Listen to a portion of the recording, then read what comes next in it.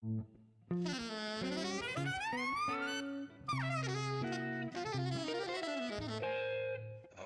Jazz.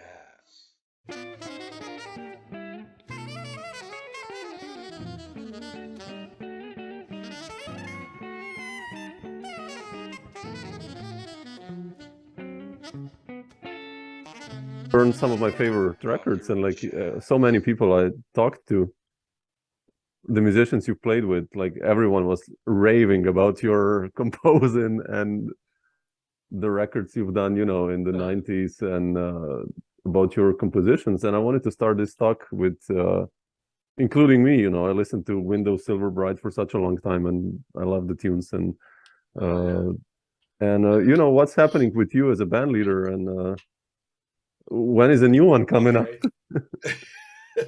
Well, so about the last 10 years, I got really involved in teaching kids and in the public schools in New York. Okay. And it just, I don't know if you've ever done any teaching, but Yeah, I do. Yeah. Pretty overwhelming. So all I've really had the energy for is just to do some collaborative projects, mostly with this Ghost Train Orchestra. Yeah, sure. Yeah. That's kind of all I've been doing, other than keeping up with the kids, you know, with having 300 or 400 students at every second, right? Yeah. So, yeah, I mean, I've done some writing for the kids, you know, like bucket drum compositions, things like that. But no, I don't know. I have a lot. I wrote a symphony that I'm trying to get out there. Oh wow, okay. I wrote about that was sort of been done in the last 10 years, but I'm just trying to get the energy to, you know, send it out and get the parts done. I mean, the parts take so long. So yeah, that's where I'm at. Okay. That's my big goal, is to get that performed soon. Oh, fantastic. And I know plenty, you know, I have plenty of people who said they would be interested, but it's just really getting the parts done. Because the parts have to be perfect, you know, otherwise you lose so much time in the rehearsals. And so anyway, that's where I'm at. Ah, interesting. Yeah, I know. I'm looking forward when the next kind of small group. Yeah, the small groups, I know. Oh man, I love that stuff. I should do that, but I live right near, I always see Tom. Rainey lives around the corner from me. We talk all the time. But it's just the energy it takes to do all I know. that. And then the summer comes when I have time, and then all I want to do is play tennis. So, because I'm so fried from teaching. So it's like a catch-22. Okay, cool. So that's a good explanation. But, I know. But hopefully next year, I did my 10 years, you know, it's almost like prison or something. So I got my pension. So I'm hopefully going part-time in the fall. So maybe then next fall. So then I'll hopefully get going on some small groups again. Okay, super. Yeah, I wanted to ask you that.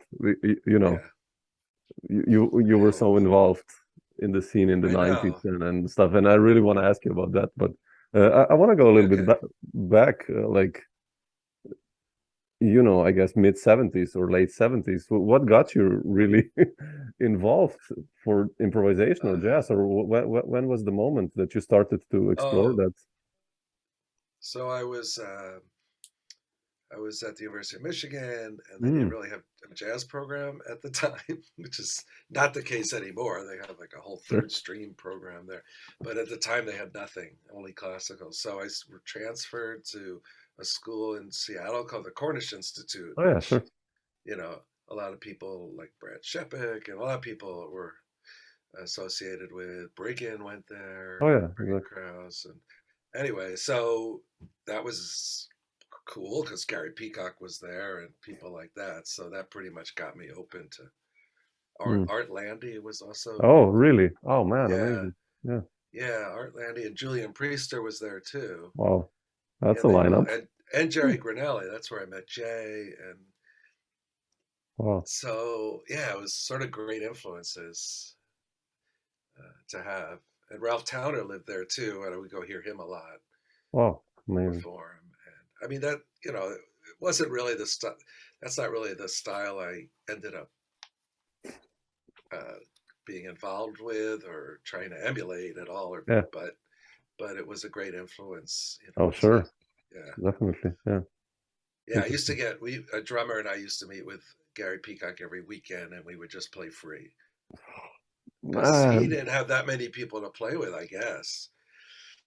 Wow, how was that like? Seattle. That was great. It was overwhelming. Man, You know. Did you ever record or something like no cassette tape or whatever? Or I don't know. That would be nothing. So cool. Wow. Oh man. I know. No, we just would play. He had just started doing the stuff with the trios at the time. Yeah, exactly. Carrott. It was early in that period. Wow, that's incredible, man. Wow, yeah. Yeah, he's cool. one of my favorite bass players, definitely. I mean, yeah. Especially as a band leader, his compositions, it's like incredible. You know, obviously the Keith stuff, but like his stuff, man. Yeah, sure. What a player. Yeah. Oh, okay, interesting. And he would tell his stories, and he would want to play the old tunes, you know, the Albert Eiler tunes. Yeah. Stuff. Yeah. So. Did you start gigging then already around in Seattle? Yeah, a little in Seattle, but not that much. I mean, yeah, some. And then in 86, so I stayed there in the early 80s. And then around 87, 88, I moved to New York. And that's when I started. What was the main trigger to move to New York? Yeah. Seattle was just, there wasn't that much going on. Yeah. It was little. Sure. It was nice, and you could live for, no money almost. Really, you could actually, we had all these buddies who lived with this guy named the Captain. And you could live with the Captain, and he would pay all your food and rent, and he would just come to your gigs. I think he was a vet, and he would get money from the government, so he just could kind of feed everyone. And everyone was just squatting there, basically, but not really. I mean, we lived I didn't live there, but I would go over there. But anyway, so there wasn't that much happening, so I moved to New York, and I was going to move to Europe, I think. I couldn't decide. Really? I was thinking of, because I had a good buddy, a drummer named Pete Perfito, who's still playing around. And I don't know. I think he's settled in France, and he wanted me to come over there. But I just decided New York would be more interesting because I'm from there originally. So. Oh, really? Okay. Yeah, I grew up on Long Island, so not far from the city. Yeah. So, interesting. Yeah. How was this transition for you, like going to New York? Like, I mean, who were the first musicians you hung out with and played with? Actually, let's see, who did I? Well, I remember the first day I moved in, and I was living in the East Village, and I walked out, and I walked down the street, and there was Jamil Moondock. Wow, playing free at a venue that I can't remember the name of the venue. It's gone now. Something like between Avenue C and D. I mean, this is when the East Village was still dicey. And, yeah. There was some crazy stuff going on there. There were a lot of drugs, but I'm trying to think, who did I start? I think at the time I was just trying to, I was still trying into sort of mainstream jazz. I was going to jam sessions, and I didn't really know what I wanted to do yet. Okay. I just knew I wanted to play, so I was mostly playing more straight ahead stuff. Really? Oh, okay. But then I went to a few of those jazz workshops at Banff. There was one in Canada. They had these workshops. Yeah. Oh, you went there. Oh, okay. Yeah, because like that was at the time when Kenny Wheeler was there and those guys. Yeah. No. Yeah, it was all Dave Holland and Steve Coleman. I hung out with Steve Coleman a lot, so that got me thinking. And George Lewis, and wow. I think that after that I came back, and then I knew all these people because all these New Yorkers had gone there. And I think right after that I met Phil Haynes around the early 90s, and I don't know how I met. I don't know, Dave Douglas. I don't know how I met Dave, but somehow through all those connections through Banff. Yeah. And that's how you guys then formed like New and Used, or? God, I'm trying to remember. How did New and Used? I mean, I love that one. This was one of the first CDs I bought. Like, I know, yeah. I don't know, like years ago. Together. Yeah, man, such a group. Yeah, it was a great thing. I think I had been doing some sessions with Dave, and he had been playing with Kermit, and I'm not sure how Tom. I don't know. I don't remember exactly how it went down, but I know I had been doing sessions with Dave, and we had been workshopping a lot of our songs, and he would bring. There was another group. There was a group called something Sextet that had Dave and Mark Feldman and a bassoonist named Mark Rabinowitz. Oh, shit. There was a sextet, and Harvey Sorgan is a drummer who lives in Woodstock. Yeah, I know Harvey. Yeah. So I think they were doing stuff, and then it's sort of Dave said, "Oh, well, maybe this would be in more." I don't know. Somehow that morphed into New and Used, because I think that group sort of stopped after New and Used started. Oh, okay. I wish I could give you more details. I don't. Yeah. Yeah, I think Dave kind of knew everyone more than I knew. I knew them all, but I didn't know Tom, I don't think, at that point. So, yeah. Interesting. Anyway, yeah. But you got Kermit, we were all like, because he was playing with Frizzell at the time, so we were all in awe of Kermit. Yeah, I love him. I did this talk with Kermit like a month ago, and he's also one of those under the radar players, I think, and I love him. His writing and playing, and like, man, everything. Oh yeah. And how he made the transition from electric to acoustic, yeah, which is really hard transition. Yeah, he did that when he was in his 40s. Exactly. Yeah, really. So, yeah. But the stuff he plays with Frizzell, like on the, like the higher registers and like the counterpoint he does, and like, man, this is Anyway, yeah, such beautiful. He had some great stories. Yeah, it was amazing. Yeah. Yeah, like, so I wish I could. I don't really have the whole story of New and Used, but we started doing. There was a gallery. I know that's where the first gig was. There was a gallery of the East Village, an art gallery, and we started playing there. Yeah. No, but you got really involved, like in this kind of downtown scene, or with all these players. But I mentioned you as a band leader, like Hippo Stomp. Like how did that happen? I mean, very early on, you became a band leader and started leading bands, that was and before New and Used. Yeah. Oh, I think that was through Phil Haynes. Oh, yeah, because really? Phil and I were doing a lot of playing, and he knew Pedro de Freitas, who ran this label. Yeah. Back when people made records, and he had this little label near Stuttgart, and he said, "Oh, let's do a record. I think I can convince Pedro to put it out." The guy who ran the label. Yeah. So Phil knew Drew Gress, and that was sort of the connection. And I just thought, I thought I'll start a band, and that was the beginning of the band, and then the recording came after. Yeah. Did you already lead bands before, like in Seattle, or being a band leader? I mean, no. No, that was really the beginning. Yeah, when I started doing gigs with Phil and Drew.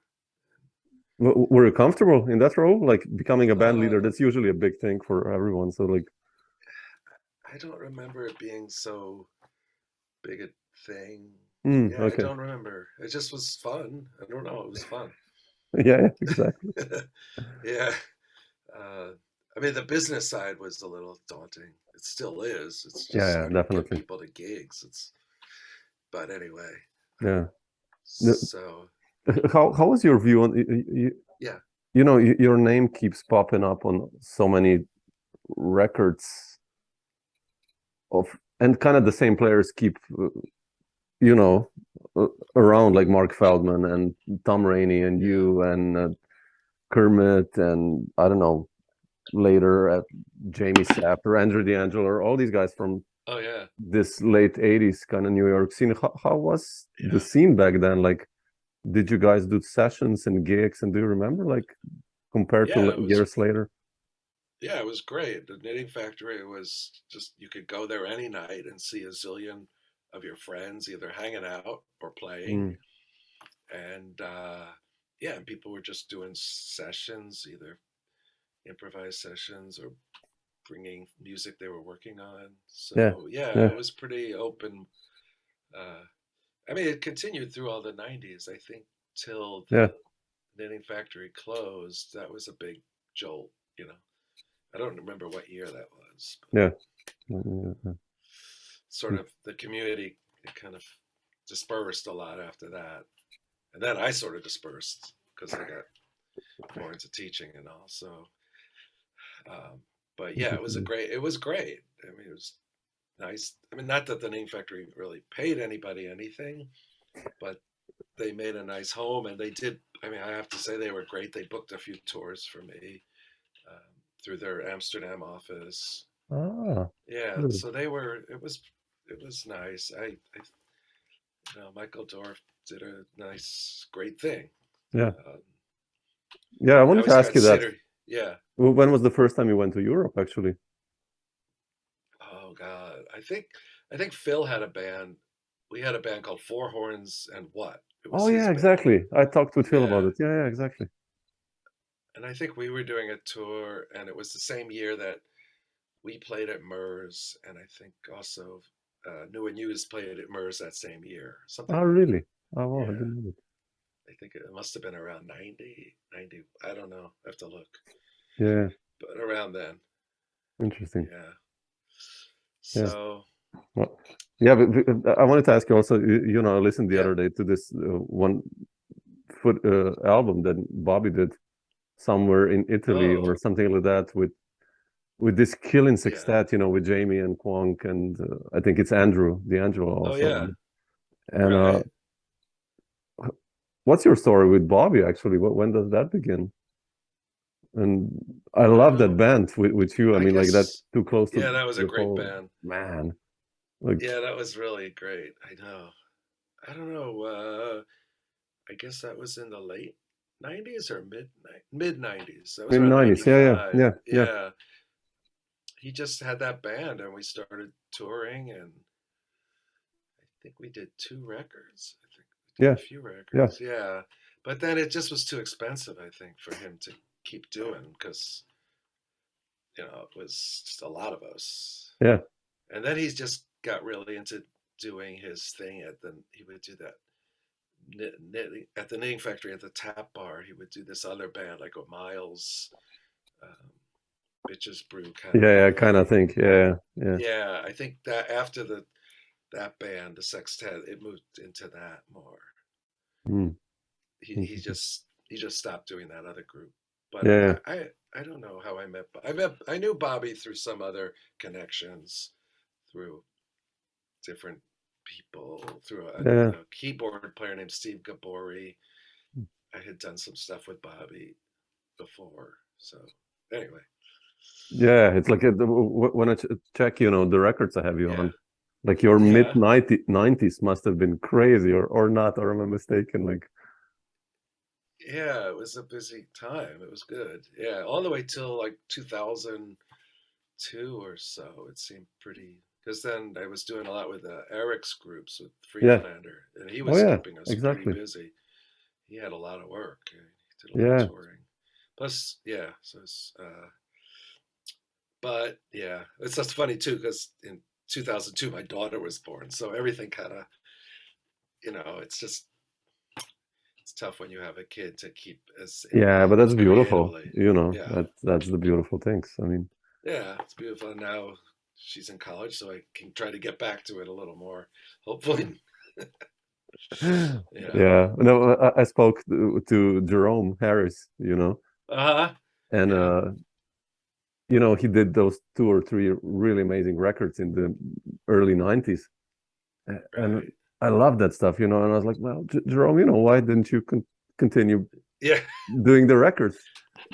And he was like, I'm a musician, I'm a composer, but then he said, like, I'm also a father, and I'm a human being. Right. And I was like, man, that's so beautiful, it's like, it's funny.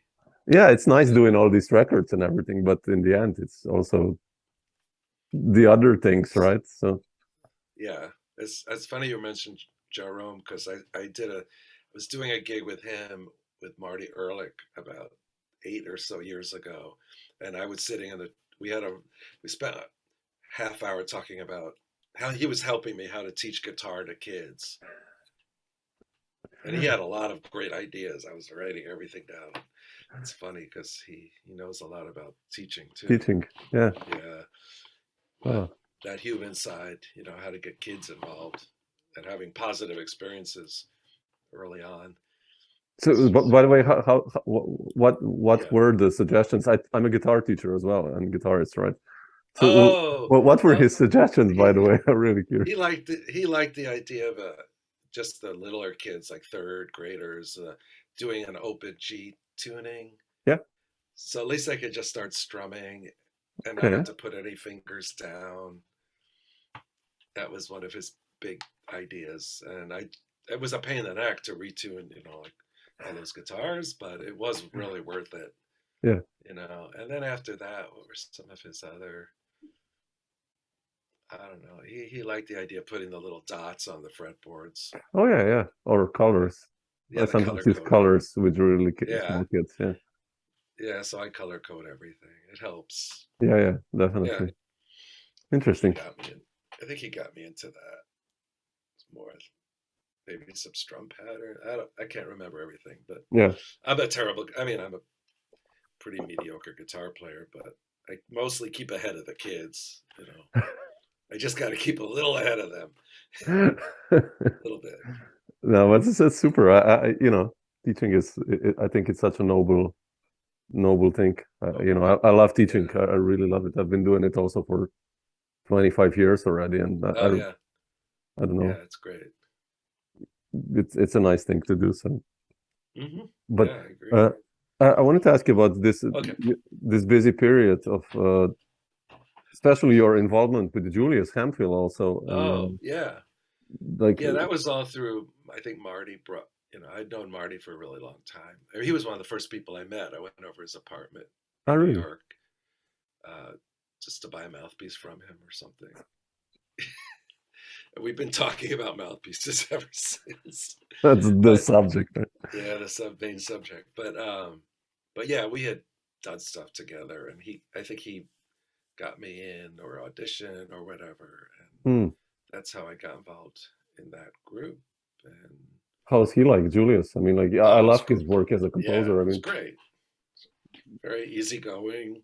He was critical and gave a lot of feedback about what should be. Yeah. Oh, yeah. He had a lot to say about things, but it was it was great. He wasn't playing really at that point. Very little. Yeah. He was in a wheelchair, and so just heard everything, changing notes, fixing notes that he heard were wrong, in midst of 6 saxophone chords, 6-note chords and things. Yeah. But generally, you're just really positive and supportive. He was never negative at all. He was just always up for it and happy. He seemed happy despite what was going on with his body. Sure. And then I did something with him really near the end where we went out to Minneapolis. There was some opera he was writing some of the music for, and so he'd written some of it, and we were trying to help him to get the parts done and things like that. But yeah, that was really towards the end. Yeah, but the sextet continued, right? I mean, it continued through Marty. Him. Marty kept it going for a few years, and then unfortunately interest just waned. Yeah, which is a shame, because once you hear that music, it's it's killing. Yeah, it's killing. I mean, I have the music. You could buy it. It's all published. I try to do it with some. When I was teaching high school, I could do it with the high school students.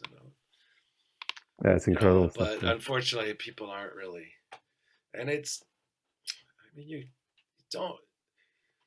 It's all pretty much there. You don't exactly need Julius. It's all written. Dynamics are there, and if you're not sure about what to do improvisationally, you can listen to the recordings and figure out where the improv parts go. Yeah. So he never said anything about the improvisation.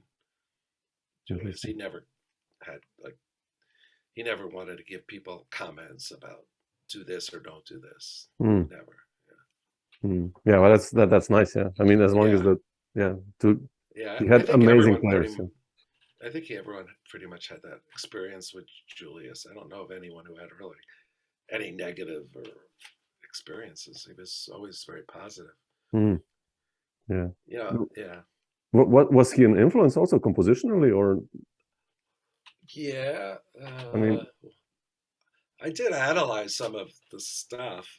His, because I was copying some of it, and then when I got the parts, unfortunately, there's no scores. There's just the parts. Yeah. So I put together a few of them just to look at this, see what's going on. It was hard to. There's always some funny notes in the it's sort of this chord, but it's not quite. And I think that was the biggest influence of it. It was how he put in these other funny notes that just worked. Yeah. That's quite cool. I guess the groove element too. I mean, that was most everything had a pretty strong groove behind it. I don't know. I'm not really thinking about coming up with a clear how it influenced me. Yeah. Maybe more in writing. I started writing more chamber music, I think, in that respect, and just wanting to hear things all written out instead of having the improv, Yeah.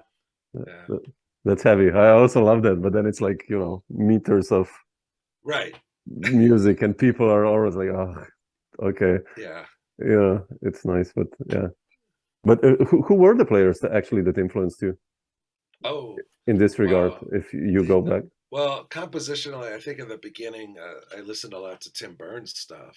Oh, okay. Yeah. Makes sense. I mean, he's a friend. I was hanging out with him, but I was also really interested in, how he structured his. Yeah, I love his stuff. Tim's writing. Yeah. It's amazing. It's still great, and he's still kind of keeping the same aesthetic going. Yeah. It's amazing. He's just developed, and they're longer and longer. It's like Mahler now, But in the beginning, it was interesting to me. I just couldn't figure out how to, I could write little sections of things, but how to make things into bigger pieces, without it being so much like, almost not to make them like Zorn game pieces where things just suddenly change, like some transitions. It was the transitions that were so interesting to me, how he did the transitions. Did you talk about it with Tim? No, I don't think we ever talked about it. No. I don't know. We mostly talked about mouthpieces.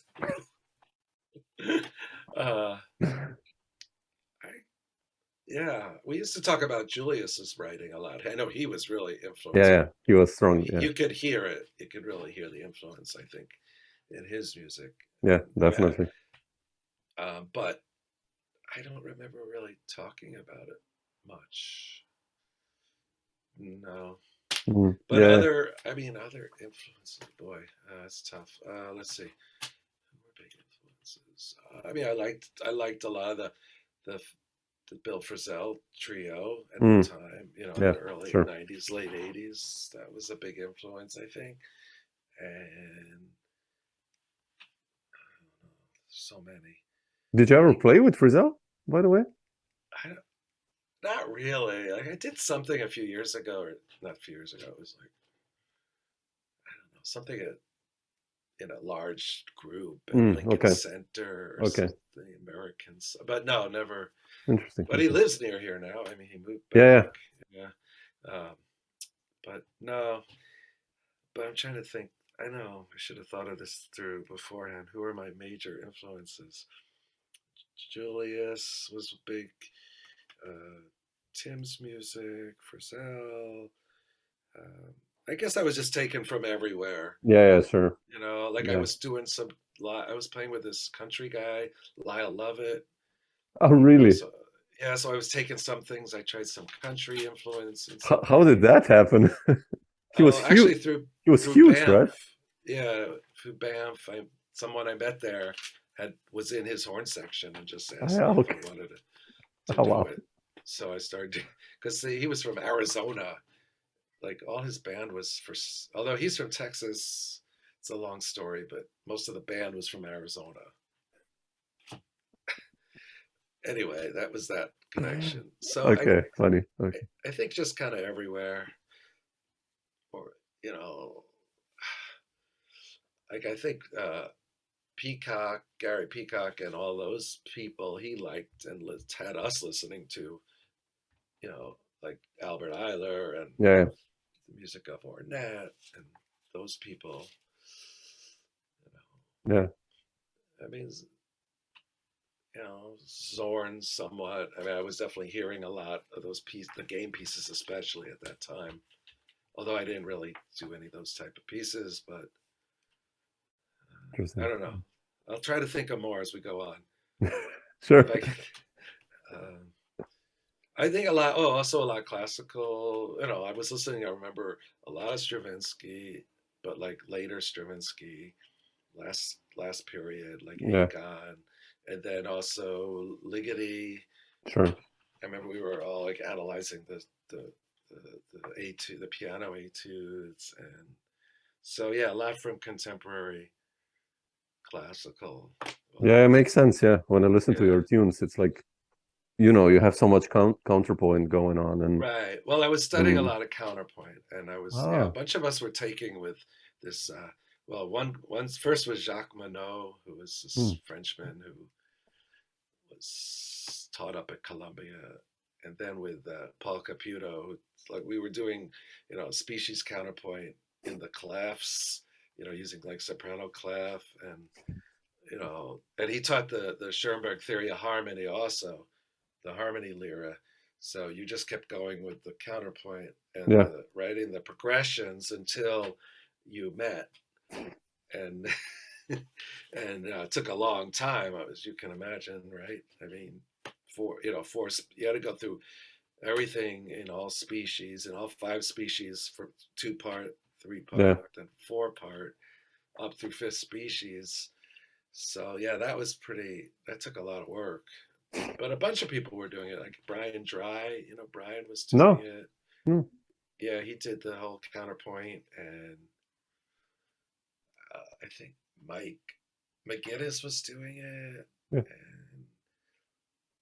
I know when I was going to see Jacques, I would go with Ben Monder, the guitarist. Oh man, yeah. Yeah, we would go up there. Oh, really?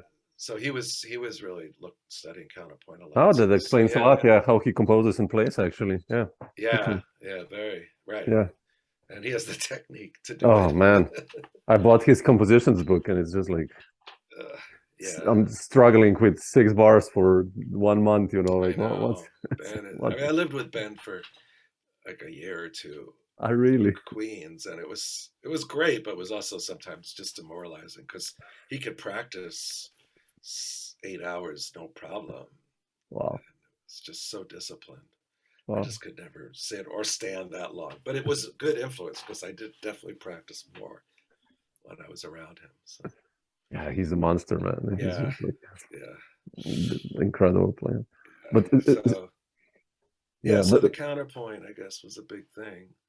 Yeah, and listening to early music too, you know, while learning about it, listening to the weird sounds of, you know, Dufay, or it was just some of those Josquin Dupre, even Machaut. I mean, it's just really different sounding music than what we're used to now. Definitely, yeah.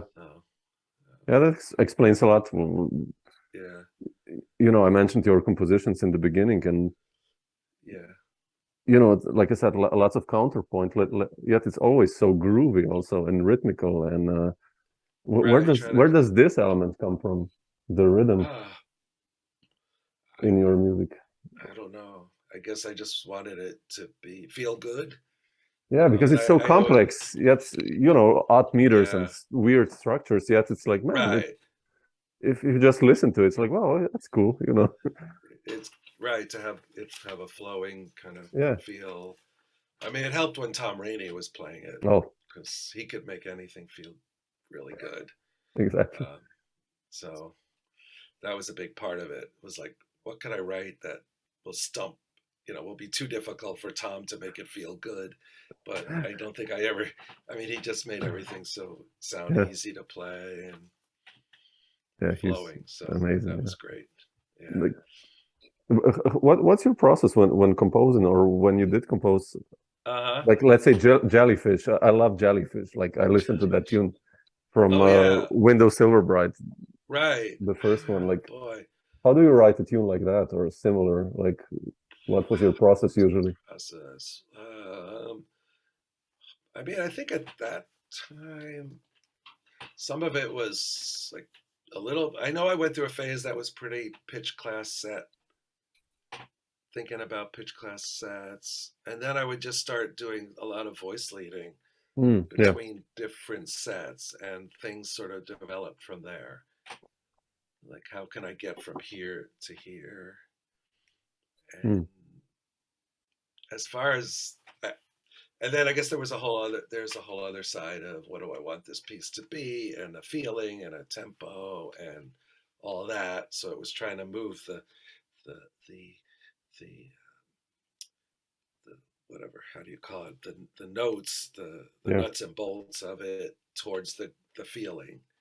How do I go the integer side of it, or the harmony side of it, to the more programmatic side of it.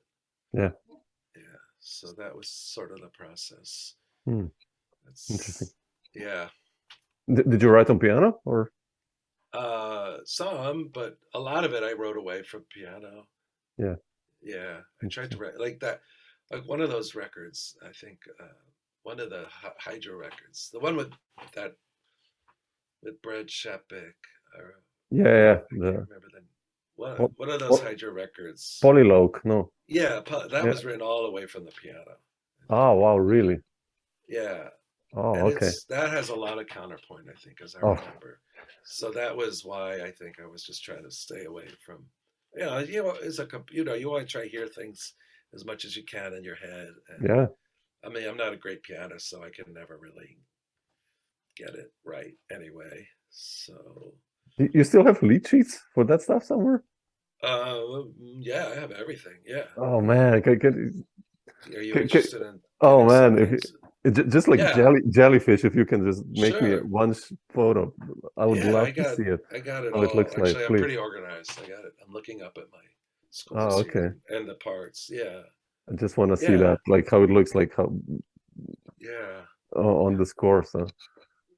Right. And so that.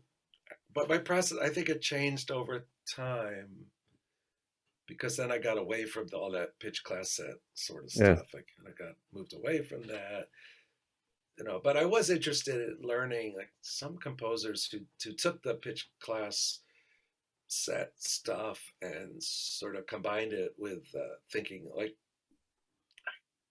about the voice leading in more of a Schoenbergian, like harmony lyra way. I mean, so that still, I think I'm interested in that. Explain now. That all makes sense basically when I listen to your music, because it's. And from doing all the counterpoint. Also, I got really into canon and fugue. So like the most recent stuff, like in this symphony, there's a whole bunch of canonic kind of things. Because I love that, and which actually was part of the reason I got so interested in this last project with Ghost Train, because we did a Moondog project. Oh, okay. I don't know how familiar you are with the music of Moondog. No. Okay, he was. Let's see. He was this blind composer. I'm trying to find a picture of him. He lived on the streets. Basically, was living on the streets in the 70s in New York. and he would sell poems. Oh, And he wore a Viking helmet. I mean, he was just considered a weirdo. I lived on 6th Avenue, but he was a serious composer. And actually, a lot of his work was, considered to be the big influence behind Steve Reich and Philip Glass. In fact, he moved in with Philip Glass for a while. Oh, wow. Okay. I didn't know that. I have to check it out. Okay. Yeah, it's sort of a beginning of minimalism. He had a lot.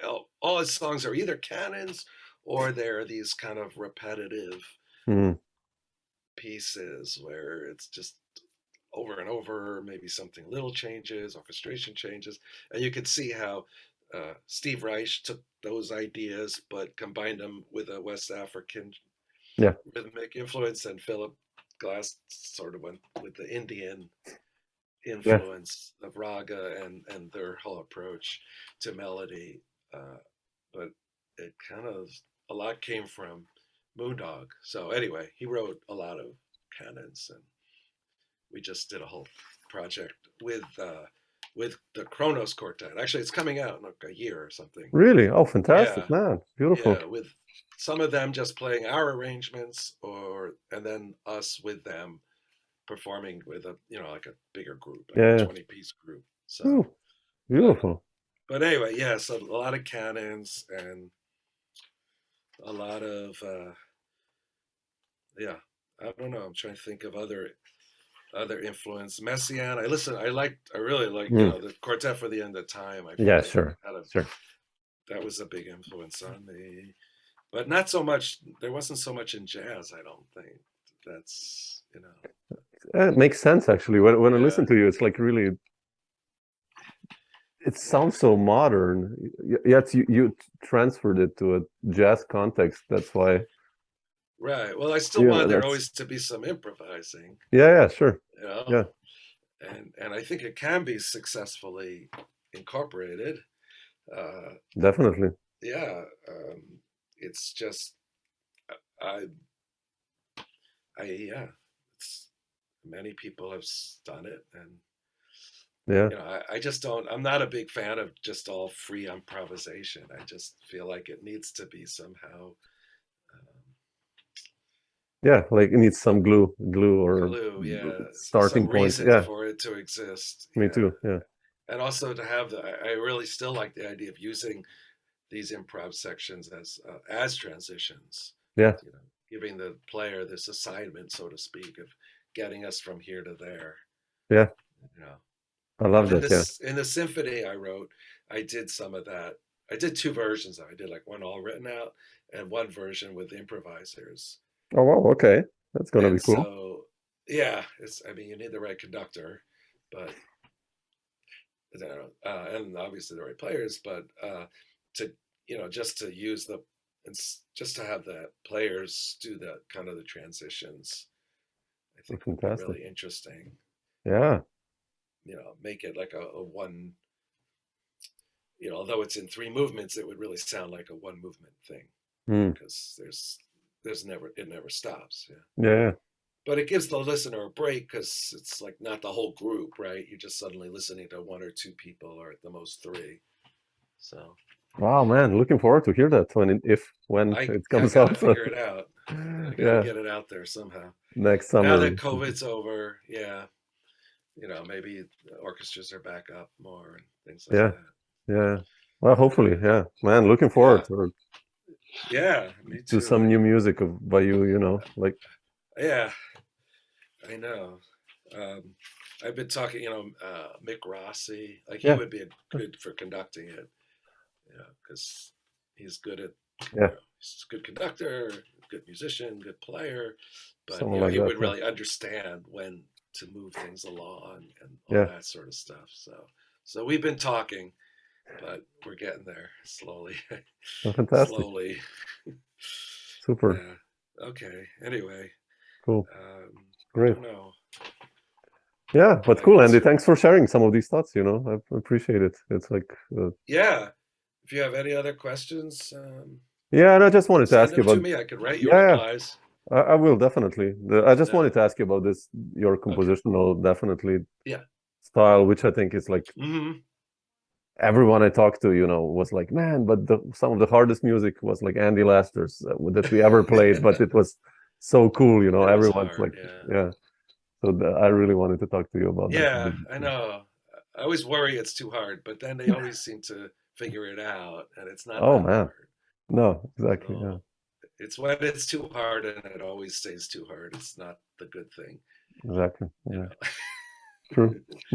And everyone's just frustrated, not having fun. Yeah. But Definitely. anyway.